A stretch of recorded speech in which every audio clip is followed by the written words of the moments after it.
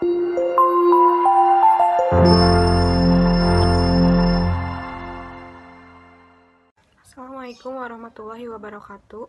Perkenalkan, nama saya Kolbia Sakinah, NPM 120216051, Prodi Komunikasi Penyiaran Islam, Fakultas Dakwah, Universitas Islam Bandung. Judul penelitian saya yaitu komunikasi verbal yang dilakukan oleh jubir COVID-19 di Indonesia, analisis wacana komunikasi verbal dalam perspektif Islam secara online. Latar belakang penelitian. Komunikasi merupakan suatu hal yang sangat mendasar dalam kehidupan manusia. Bahkan, komunikasi telah menjadi suatu fenomena bagi terbentuknya suatu masyarakat atau komunitas yang terintegrasi oleh informasi. Komunikasi melibatkan komunikator yang menyampaikan pesan, baik secara verbal maupun non-verbal, kepada komunikasi yang langsung memberikan respon baik, berupa verbal dan non-verbal secara aktif, dinamis, dan timbal balik. Ditinjau dari perspektif agama, alasan mengapa manusia berkomunikasi ialah karena Allah sendiri yang telah mengajarkan manusia untuk berkomunikasi dengan menggunakan akal dan kemampuan berbahasa yang dianugerahkannya, seperti yang dijelaskan dalam Al-Quran Surat Ar-Rahman ayat 1-4. Ketika memberikan informasi, Jubir Gugus Tugas Percepatan Penanganan COVID-19 di Indonesia, Ahmad Yuryanto, memberikan pernyataan si kaya dan si miskin yang dapat menimbulkan kontroversi dalam suatu konferensi pers dalam penanganan COVID-19. Dalam berkomunikasi, kita harus mencontohkan bagaimana Rasulullah SAW dalam berbicara. Beliau tentunya menggunakan etika yang baik dalam berkomunikasi, seperti etika dalam perspektif Islam, yaitu kaulan sadidan, kaulan baligon, kaulan masyuro, kaulan lainan, kaulan karima, dan kaulan ma'rifah. Tujuan penelitian ini yaitu 1. Untuk mengetahui penggunaan diksi dalam komunikasi verbal yang dilakukan oleh jubir gugus tugas percepatan penanganan COVID-19 di Indonesia dalam perspektif Islam. 2. Untuk mengetahui penggunaan frase dalam komunikasi verbal yang dilakukan oleh jubir COVID-19 di Indonesia dalam perspektif Islam. 3.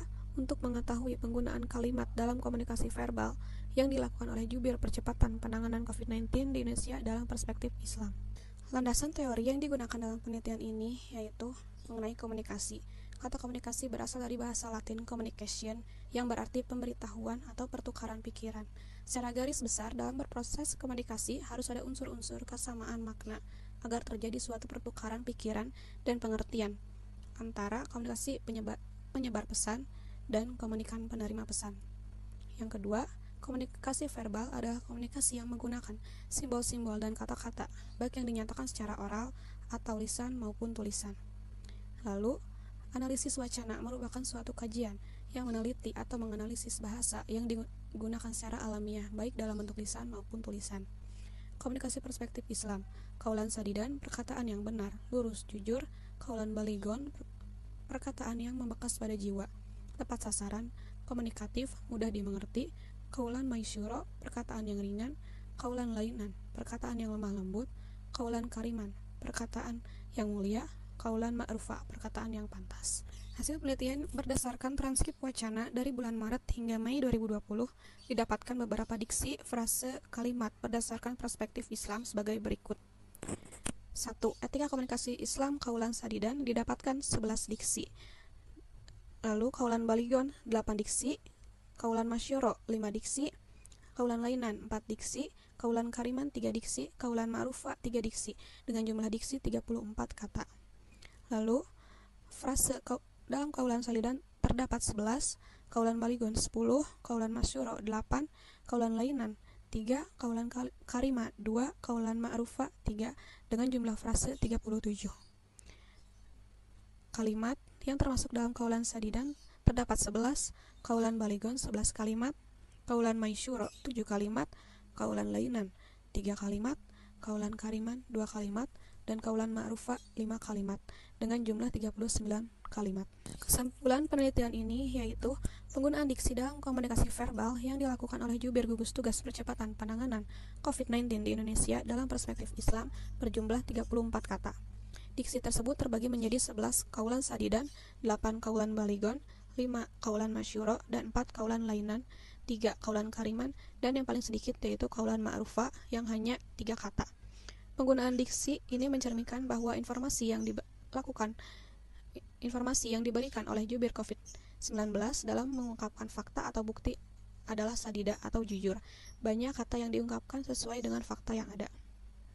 Yang kedua, penggunaan frase dalam komunikasi verbal yang dilakukan oleh jubir gugus tugas percepatan penanganan COVID-19 di Indonesia dalam perspektif Islam berjumlah 37 frase, yaitu 11 frase qaulan sadida, 10 frase qaulan baligon, 8 frase qaulan maisura, 3 frase qaulan lainan, dan 3 frase qaulan ma'rufah.